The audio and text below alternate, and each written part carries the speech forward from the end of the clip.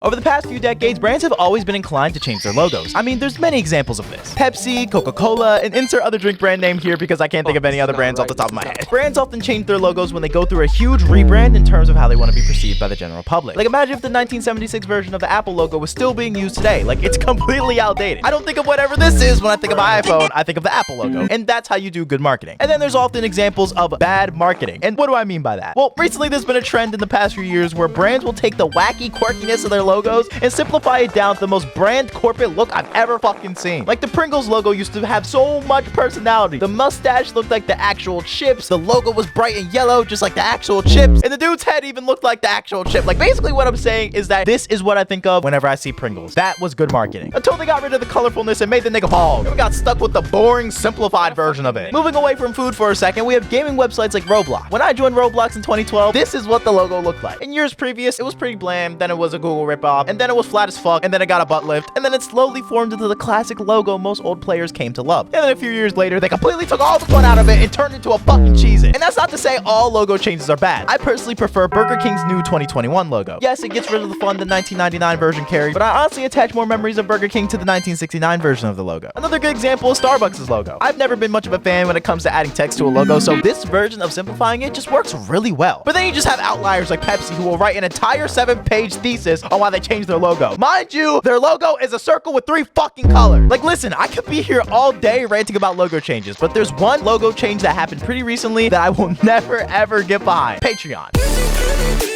So I'm sure all of you know Patreon is that one website where creators sign up to try to get money from their fans.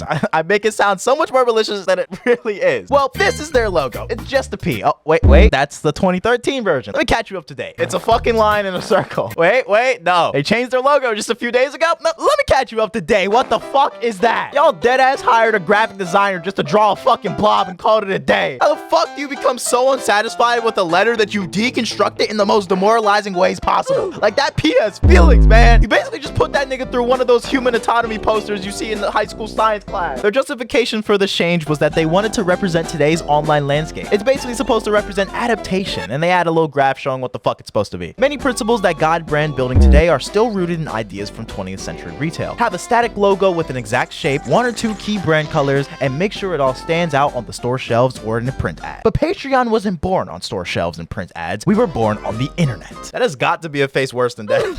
like imagine being born on the internet, bro. I feel so bad for Gen Alpha. Our new logo does not have an exact canonical form. There isn't one definitive Patreon logo. It is a dynamic object in a constant motion that represents the energy of creativity and the ever-evolving nature of culture and art. Honestly, I'm just astonished at how much thought went into deforming a letter of the alphabet, but you know what? Who am I to judge? I appreciate the creative thought behind it, though, but that's as far as my appreciation will go. I do not want this to become a trend, though, because I know that there's other companies that also align with the same brand goals Patreon has, and it may just be me, but I'm not trying to see other brands start turning their logos into fucking Gumby. Crack that twins, we can hit again. Step left, step right, spin around again.